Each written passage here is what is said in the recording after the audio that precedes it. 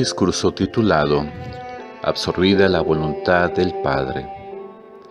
El elder Neil A. Maxwell del Quórum de los 12 Apóstoles enseñó: cuando los miembros hablan de la consagración, deberían hablar con reverencia, reconociendo que estamos destituidos de la gloria de Dios, y algunos muy destituidos. Ni siquiera los que hacen un esfuerzo consciente han llegado a la consagración total, pero esos perciben lo que les falta y se esfuerzan sinceramente. A modo de consuelo, la gracia de Dios no solo alcanza a los que lo aman y guardan todos sus mandamientos, sino también a los que procuran hacerlo. Otro grupo de miembros son honorables pero no valientes. Ellos no perciben la diferencia que hay entre esas cualidades ni la importancia de eliminar esa diferencia. Las personas honorables no son desgraciadas ni inicuas, ni injustas ni desdichadas. Su error no consiste en lo que hayan hecho, sino en lo que han dejado sin hacer. Por ejemplo, si fueran valientes, podrían tener gran influencia en los demás, en lugar de conformarse con dejarles solamente un recuerdo agradable. En otro grupo están las que se hallan excesivamente enredados con la maldad del mundo, haciéndonos recordar, como escribió Pedro, que el que es vencido por las cosas del mundo es hecho esclavo.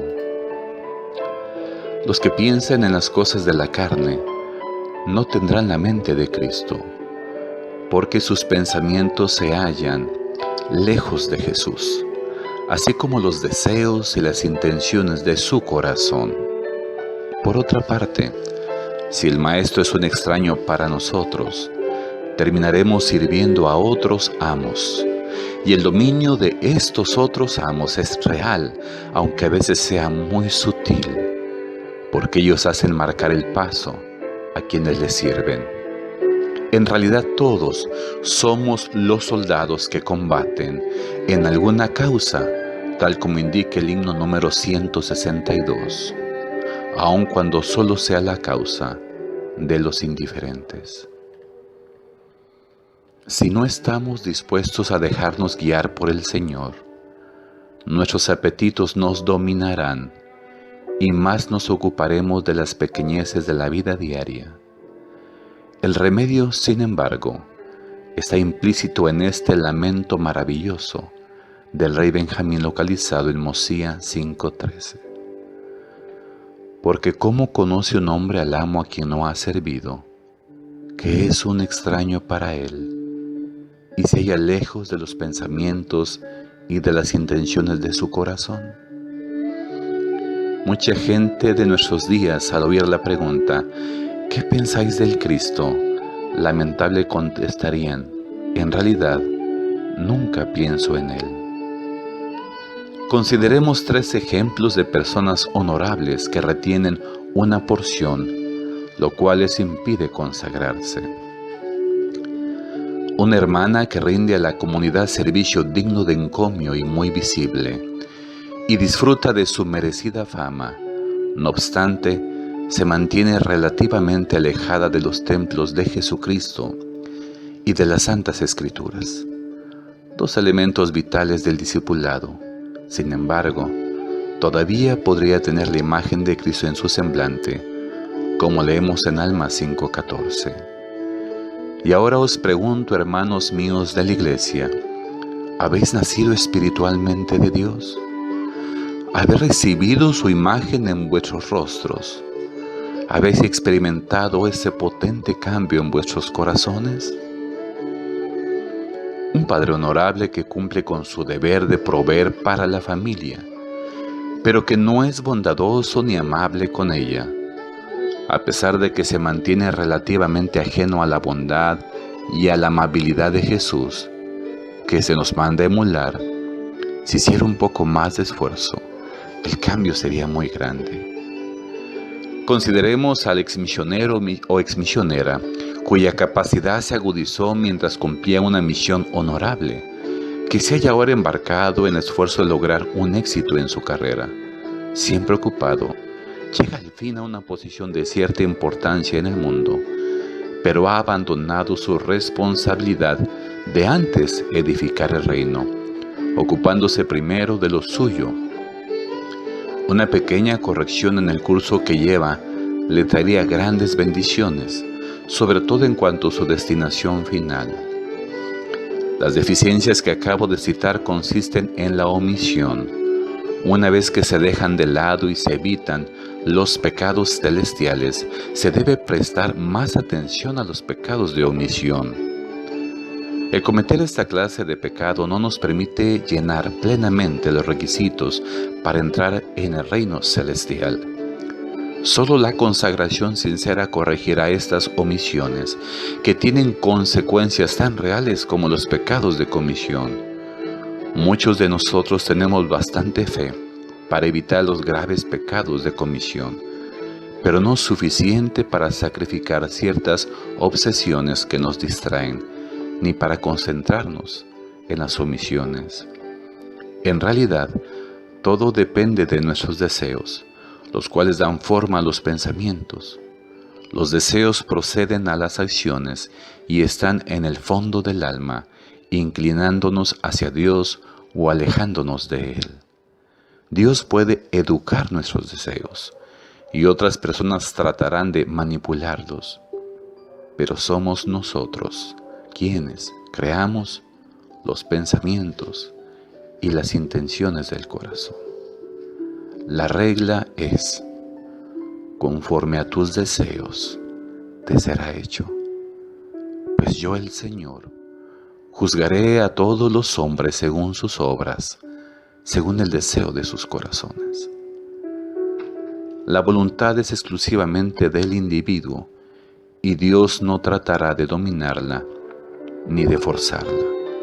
Por eso, mejor que estemos dispuestos a aceptar las consecuencias de nuestros deseos. Otra verdad eterna es que solo si conformamos nuestra voluntad a la de Dios, encontraremos una felicidad plena. Cualquier otra cosa dará como resultado la menor porción.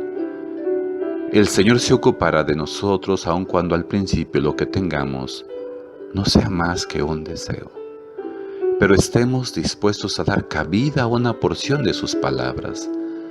Tal se expresa en Alma 32:27.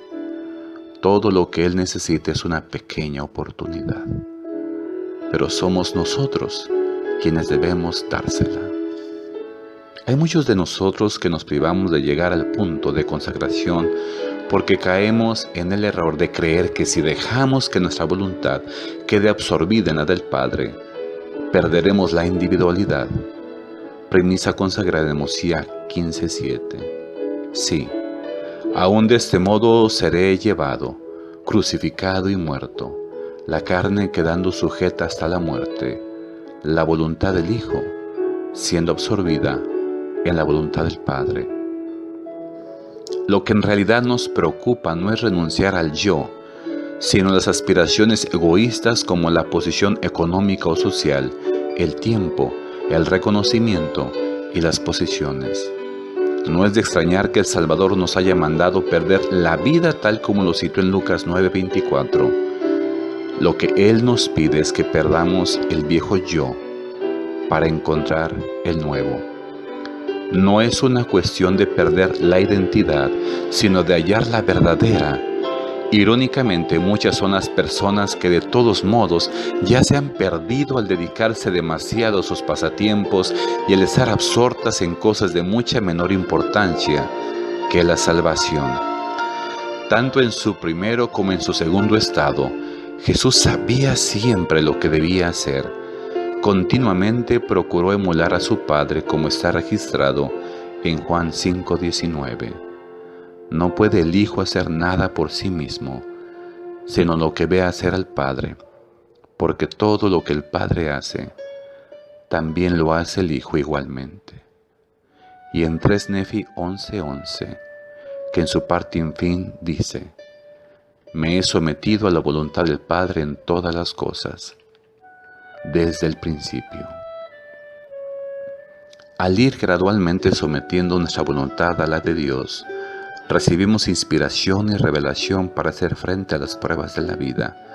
En la difícil y decisiva experiencia con Isaac, Abraham no dudó por incredulidad.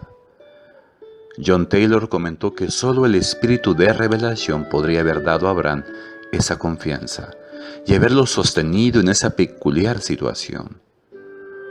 ¿Confiaremos también nosotros en el Señor frente a una complicada e inexplicable prueba? ¿Comprenderemos que Él sabe cuándo estamos tensos y perplejos? La total consagración que llevó a Jesús a efectuar la expiación aseguró que Él tenga una comprensión perfecta en este sentido. Él experimentó todos nuestros dolores antes que nosotros y sabe cómo socorrernos, puesto que el inocente de inocentes fue el que más sufrió. Nuestros lamentos de por qué, al sentirnos desamparados, no pueden compararse con el suyo. En cambio, podemos decir las mismas palabras sumisas: pero no sea como yo quiero, sino como tú. Recordemos pues y no dudemos a lo enseñado en Alma 7, versículos 11 al 12. Y él saldrá sufriendo dolores, aflicciones y tentaciones de todas clases, y esto para que se cumpla la palabra que dice: tomará sobre sí los dolores y las enfermedades de su pueblo, y tomará sobre sí la muerte, para soltar las ligaduras de la muerte que sujetan a su pueblo, y sus debilidades tomará él sobre sí, para que sus entrañas sean llenas de misericordia, según la carne, a fin de que según la carne sepa cómo socorrer a los de su pueblo, de acuerdo con las debilidades de ellos.